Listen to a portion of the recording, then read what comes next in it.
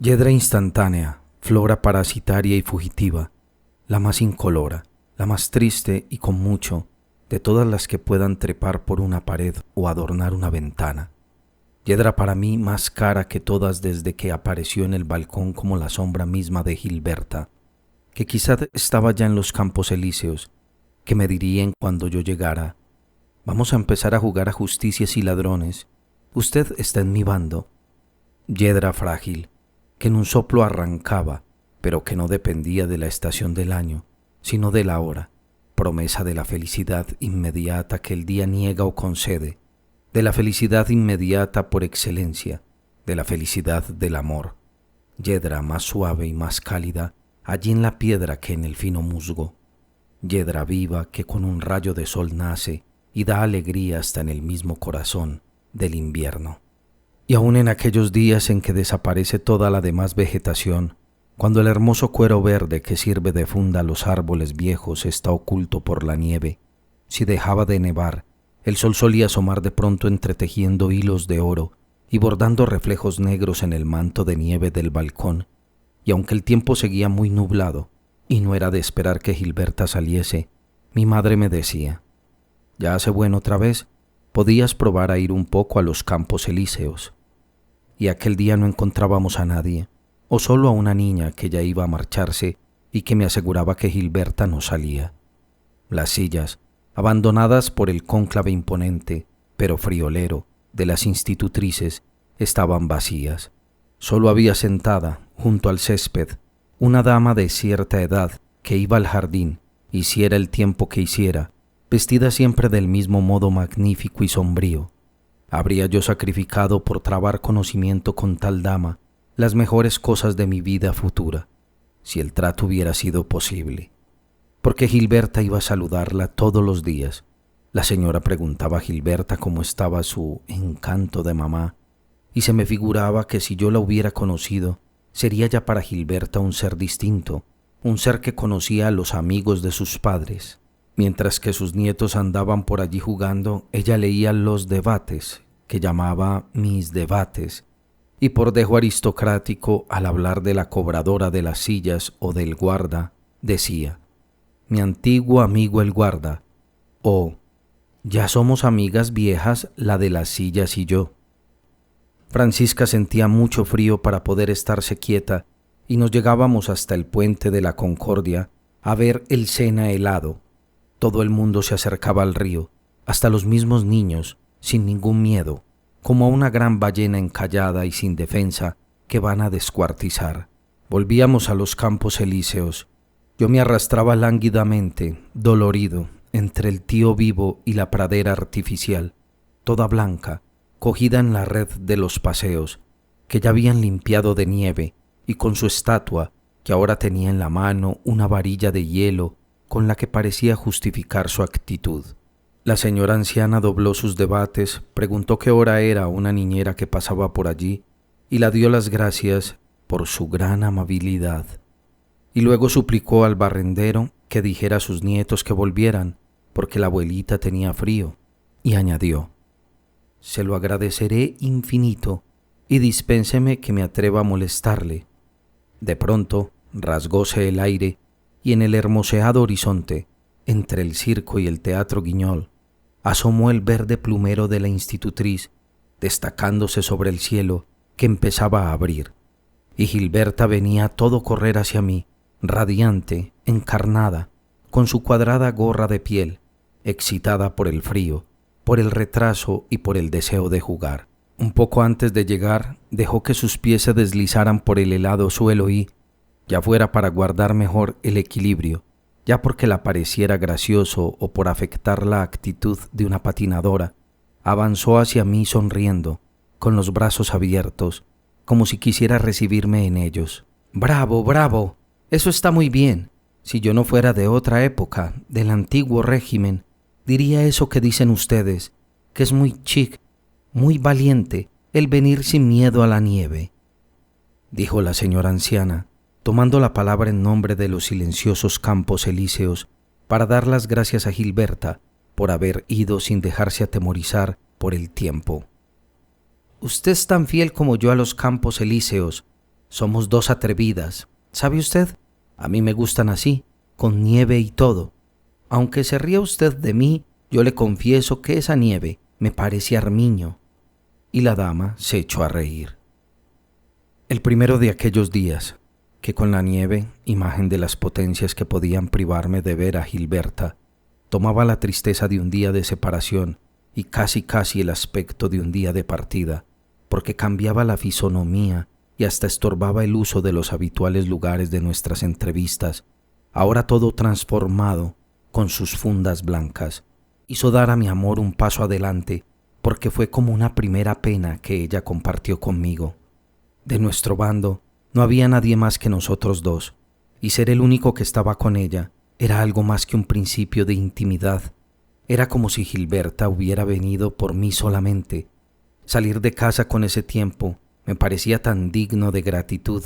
como si una de esas tardes que estaba invitada hubiera renunciado a la invitación para ir a buscarme a los Campos Elíseos. Cobraba yo mayor confianza en la vitalidad y en el porvenir de nuestra amistad,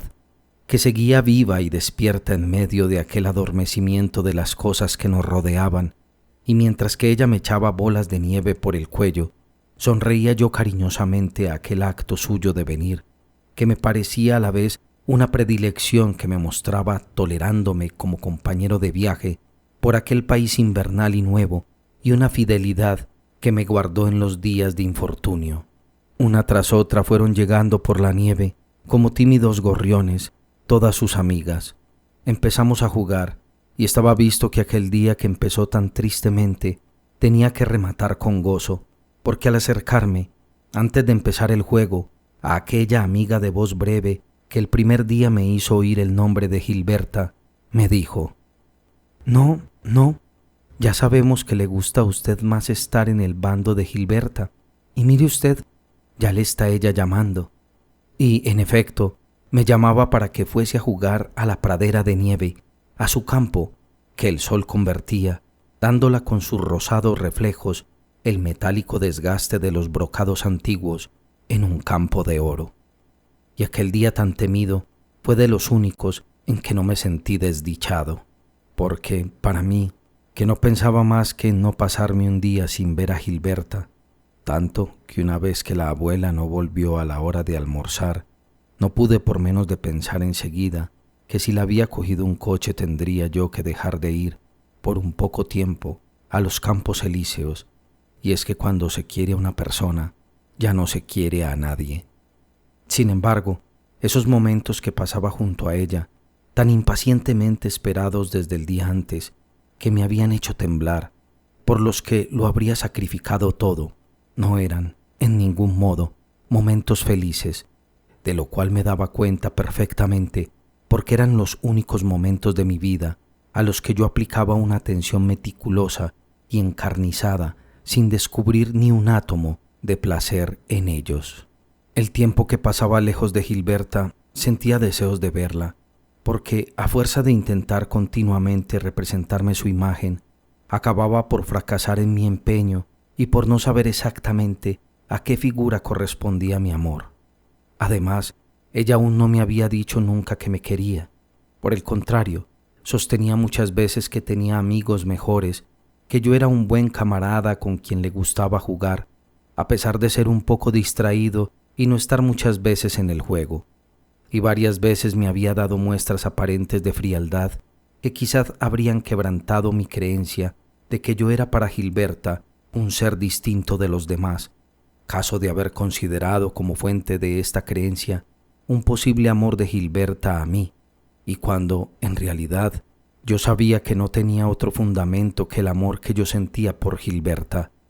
con lo cual era mucho más resistente, porque así dependía de aquel modo forzoso que, por una necesidad interior, tenía yo de pensar en Gilberta, pero todavía no la había yo declarado lo que sentía por ella. Cierto que no me cansaba de escribir en todas las hojas de mis cuadernos su nombre y sus señas, pero al ver aquellos vagos rasgos que trazaba mi mano, sin que por eso Gilberta se acordara de mí, y que, al parecer, me servían para introducirla en mi existencia, aunque en realidad Gilberta siguiera tan ajena a mi vida como antes, me descorazonaba, porque esos rasgos no me hablaban de Gilberta, que ni siquiera habría de verlas, sino de mi propio deseo, y me lo mostraban como cosa puramente personal, irreal, enojosa e impotente. Lo que corría más prisa era que Gilberta y yo pudiéramos vernos y confesarnos recíprocamente nuestro amor, que hasta entonces no comenzaría, por decirlo así. Indudablemente, los motivos que me inspiraban tanta impaciencia por verla habrían tenido menor imperio sobre un hombre maduro,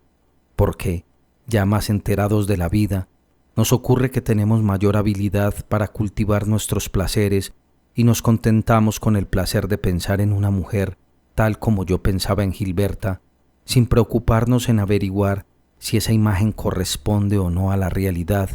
y con el de amarla sin necesidad de estar seguro que ella nos ama, o renunciamos al placer de confesarla la inclinación que hacia ella sentimos, con objeto de mantener más viva la inclinación que ella siente hacia nosotros,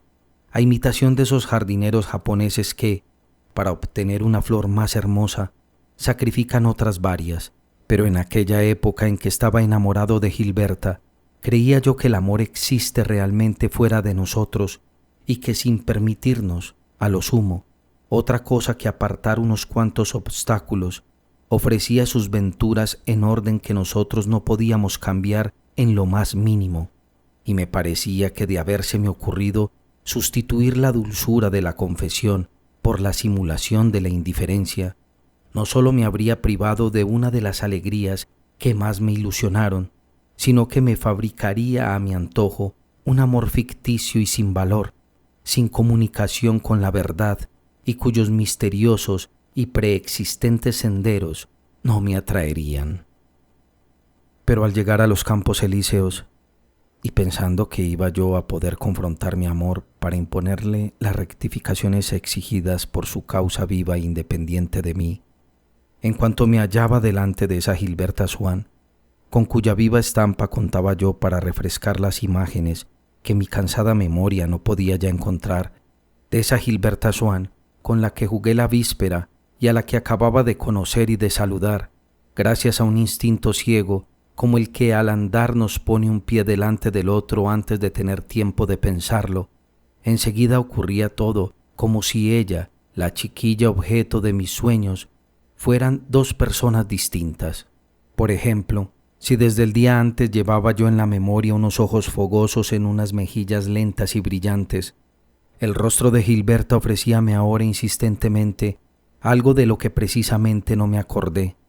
un agudo afilarse de la nariz que iba a asociarse inmediatamente a otros rasgos fisonómicos y lograba la importancia de esos caracteres que en historia natural definen una especie, cambiándola en una muchacha que podría incluirse en el género de las de hocico puntiagudo, mientras que me disponía a aprovecharme de ese ansiado momento para entregarme con aquella imagen de Gilberta que antes de llegar tenía ya preparada y que ahora no sabía encontrar en mi cabeza, a las rectificaciones gracias a las cuales luego,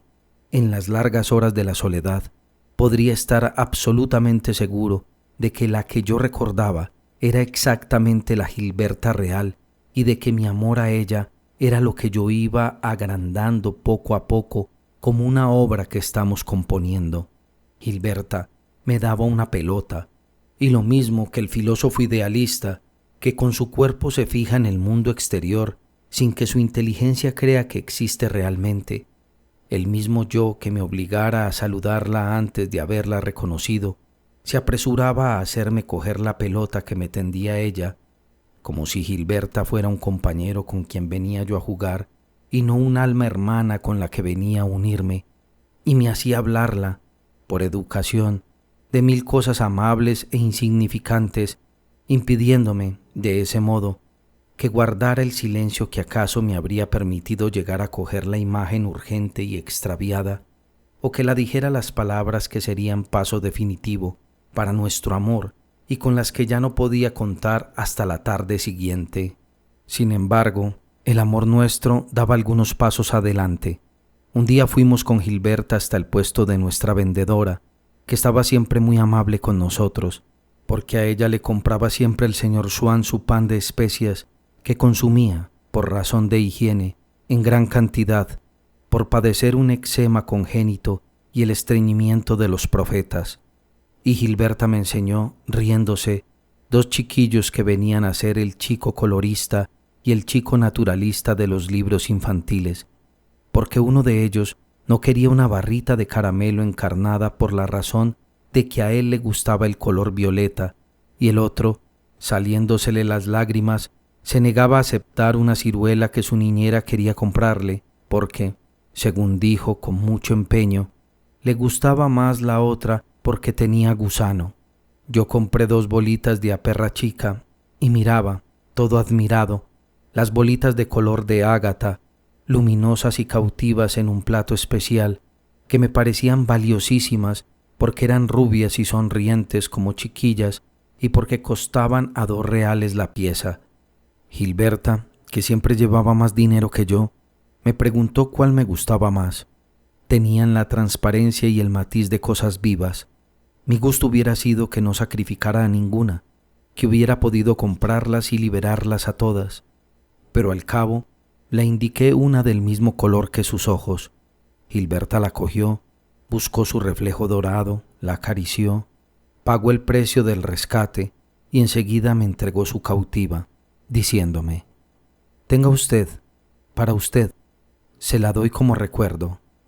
Otra vez, preocupado siempre con el deseo de oír a la Berma en una obra clásica, la pregunté si no tenía un folleto donde Bergot hablaba de Racine y que no estaba a la venta. Me pidió que la recordara el título exacto y aquella noche misma la mandé una carta telegrama y escribí en un sobre ese nombre de Gilberta Swann que tantas veces había trazado en mis cuadernos. Al día siguiente me trajo en un paquete, atado con cintas de color malva y lacrado con lacre blanco, el folleto que había mandado buscar. «¿Ya ve usted qué es lo que usted me ha pedido?», dijo, sacando de su manguito la cartita mía.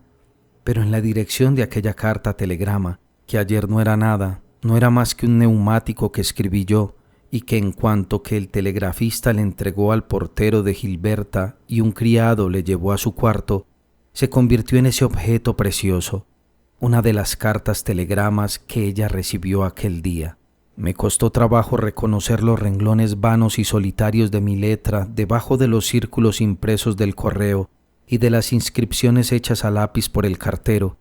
signos de realización efectiva, sellos del mundo exterior, simbólicos cinturones morados de la vida, que por vez primera vinieron a maridarse con mis ilusiones, a sostenerlas, a animarlas, a infundirlas alegría. Otro día me dijo: «¿Sabe usted? Puede llamarme Gilberta. Yo, por lo menos, le voy a llamar a usted por su nombre de pila, porque es más cómodo». Sin embargo, aún siguió por un momento llamándome usted,